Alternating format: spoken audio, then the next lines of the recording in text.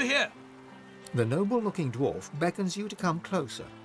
I've heard tell of you before. You're that Silver Fang or something, right?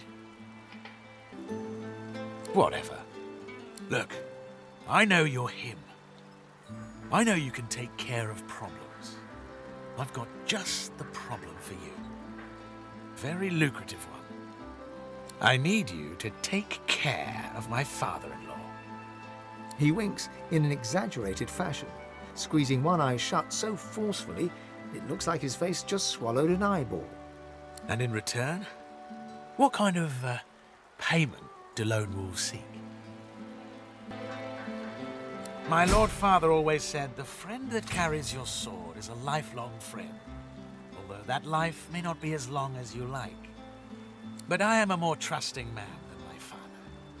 Come back to me with good news, and we shall be friends indeed.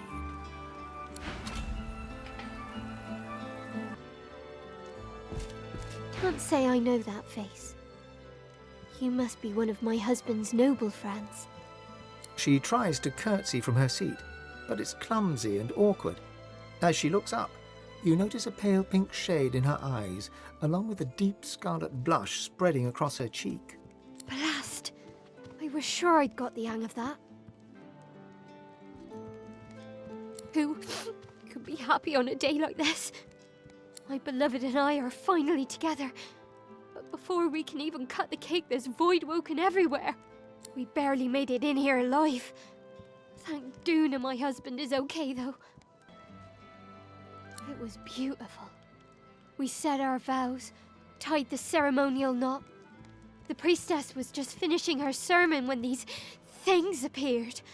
It looked like they were wriggling out of the ground below us. And then they started killing.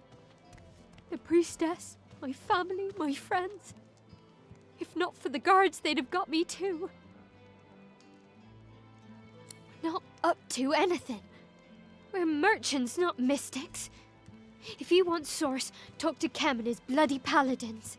They're the ones to blame. They're bad as the Black Ring, bringing this down on us. My sweet husband could have been killed. Well, it's not like I have much else to do for the time being but chat. She stares at you in horror.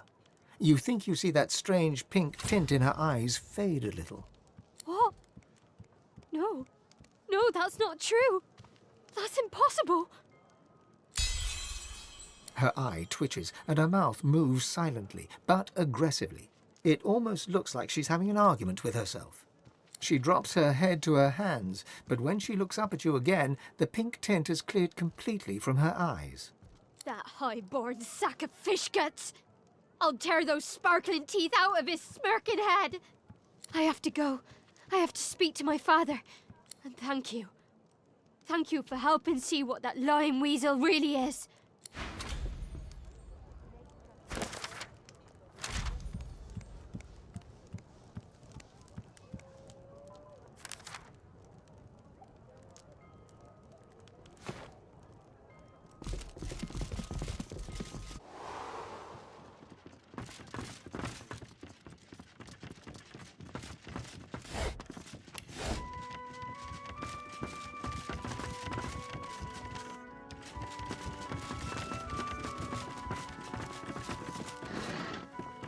You out to do Dorian's dirty work?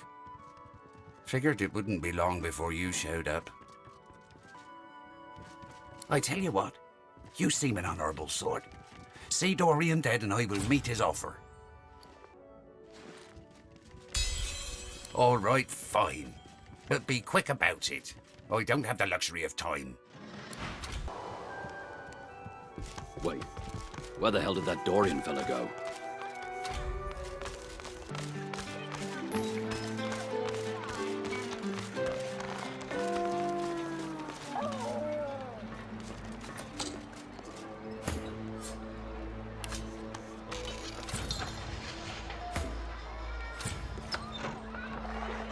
So much death on such a lovely day.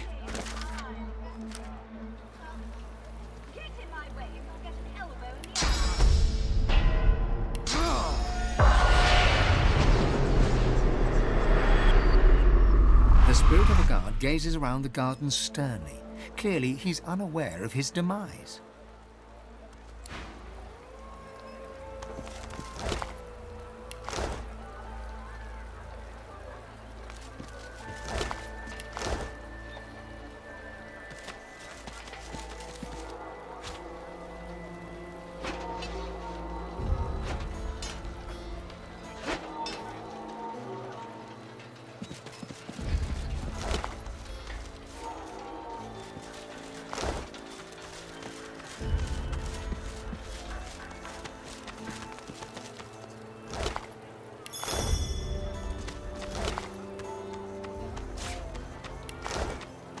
The spirit of a dwarf watches the ceremony with a scowl. He tugs at his ornate collar in an effort to loosen it. This bouquet's mine. Get in my way and you'll get an elbow in the eye.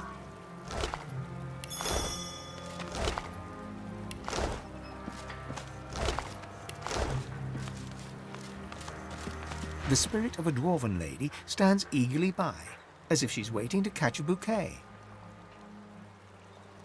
The spirit shoos you away absently, her gaze fixed intently on the arc that the bouquet is taking through the air.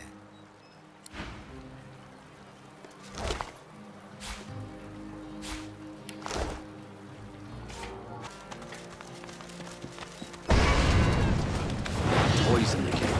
They're alive, and they look hostile. Time to play.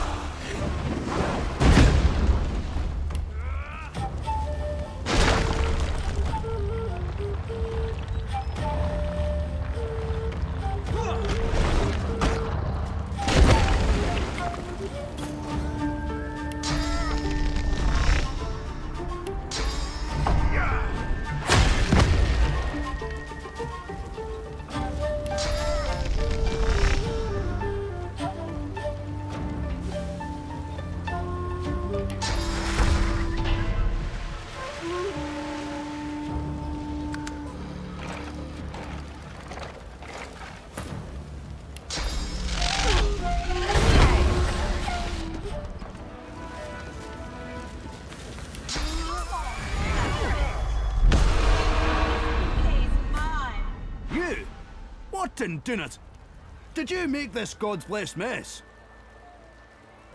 It came from the doctor, with a letter of congratulation. It was truly a magnificent sight, but the wedding was cut short before we could ever slice it. Explosive wind-ups, you see. Voidwoken. Sabotage. You'd think someone had it in for our little lady.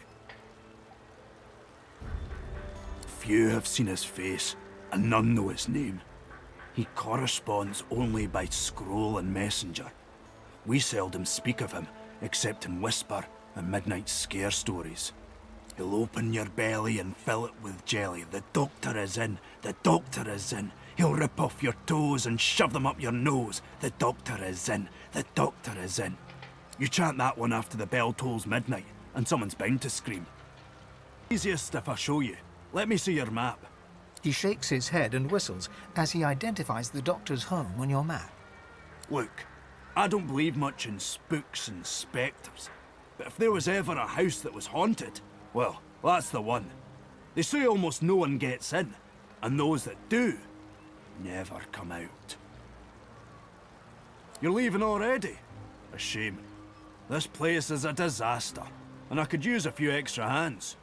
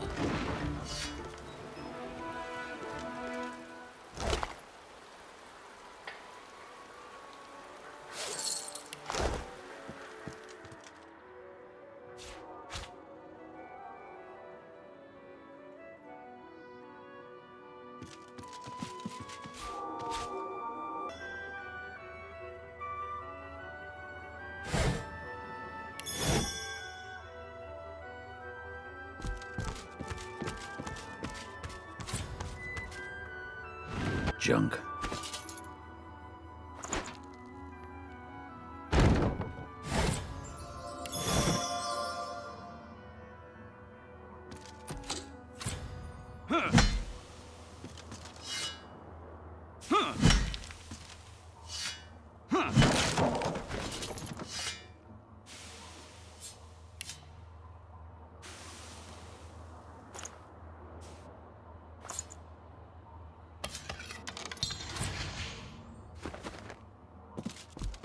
I've spotted something.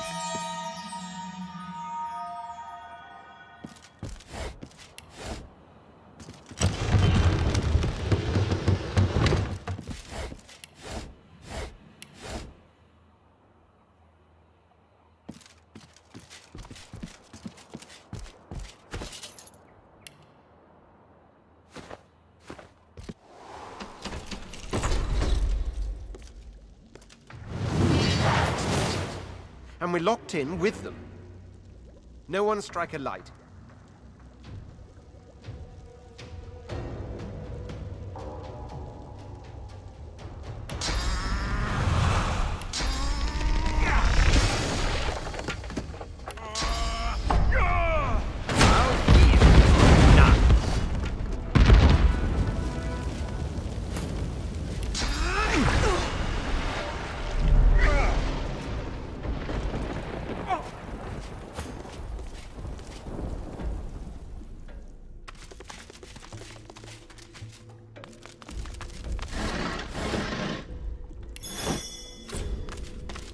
Under lock and key.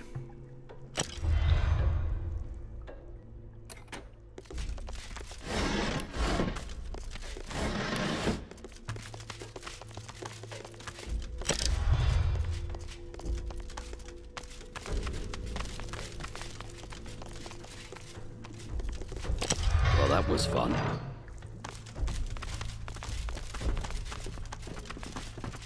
I should neutralize this thing before it does damage.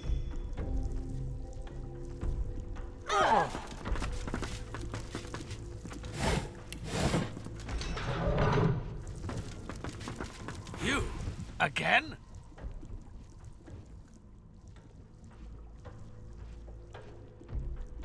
I should hate to spoil your fun, but this will not be as easy as you might think. The dwarf grins as he lifts a flap of cloth to reveal a string of grenades around his waist.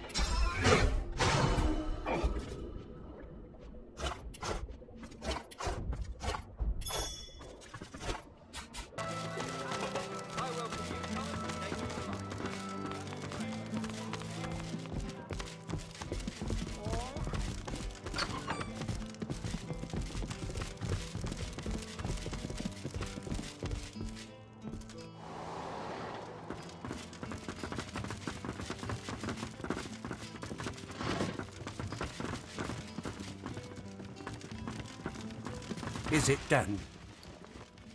Really? Phew, this is amazing news.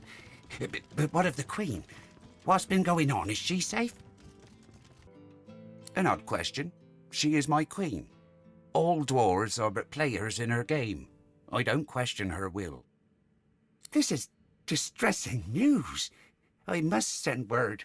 Quickly. If you're here for the groom, you'd better be talking to my father. Seems everyone knows more about that bag of bones than I did. Oh? Tell my father. I reckon he'll be thrilled his darling Lulabelle is safe from the advances of such a rogue. Thanks. I'd best start sobbing, before his aunt suspects I'm none too torn up about my noble little turd muffin up in His quill scribbles furiously upon the scroll before him. Do we have further business? Oh, yes. Well, I certainly could use some good news amongst the bad. I am a man of my word. Here is the payment promised, and extra besides. Now, I'm grateful and all, but you need to give me some elbow room. There will be a time to dry Isla's tears over a not good, very bad day. Now isn't that time.